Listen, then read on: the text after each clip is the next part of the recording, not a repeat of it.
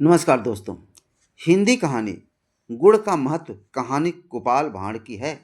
दोस्तों, इस कहानी को बहुत ध्यान से सुनना।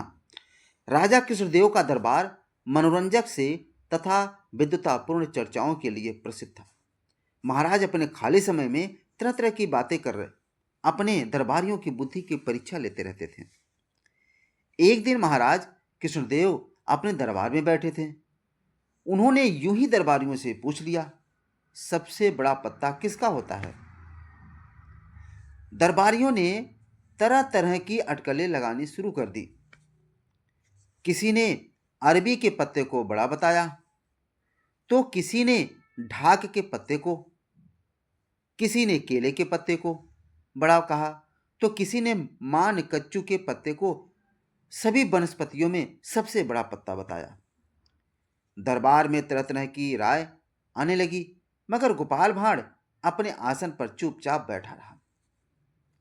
महाराज कृष्णदेव ने उसे चुप देखकर कहा, गोपाल, क्या बात है? तुम चुप क्यों बैठे हो? तुम भी तो कुछ बताओ। तब गोपाल ने कहा, महाराज, मेरे दरबारी मित्रों ने अब तक जो कुछ भी बताया उससे मैं सहमत नहीं हूं। महाराज ने पूछा, फिर तुम ही बताओ, सबसे बड़ा पत्ता किसका होता है? अब दोस्तों, गोपाल अब बताने लगा। गोपाल अपने आसन से उठकर महाराज के आसन तक आया और उनसे विनम्रतापूर्वक कहा, महाराज, मैं कद में आपसे लंबा हूं और तगड़ा भी हूं, है ना? महाराज ने कहा, हाँ, सो तो है। गोपाल ने फिर कहा, महाराज, मेरा शरीर आपके शरीर से स्थूल है ना? महाराज हंस दिए और कहा, इसमें क्या शक है? इसके बाद गोपाल दरबारियों की तरफ मुड़ गया और पूछा, भाइयों, बताओ, क्या मैं महाराज से बड़ा हूं?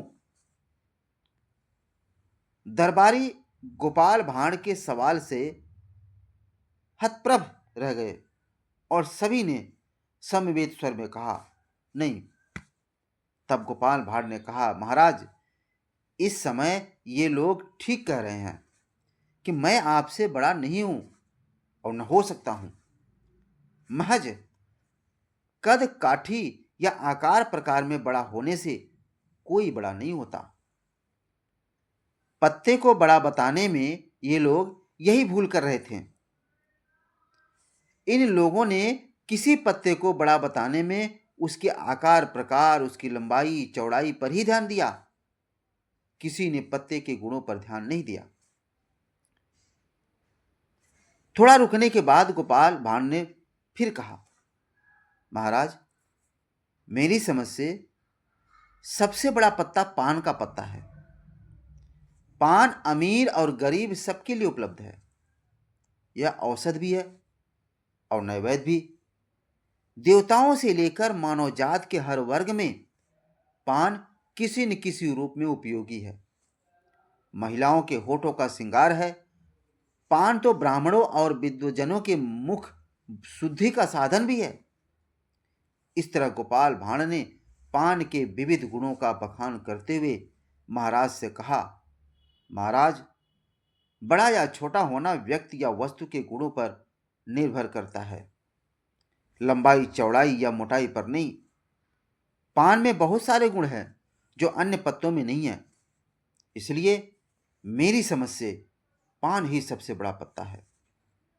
महाराज गोपाल के उत्तर से बहुत खुश हुए। दरबारियों ने भी गोपाल की तर्क बुद्धि की सराहना की। दोस्तों, कहानी कैसी लगी? अब आप इस कहानी को समझ लिए हो तो सब्सक्राइब जरूर करें और शेयर करें। धन्यवाद।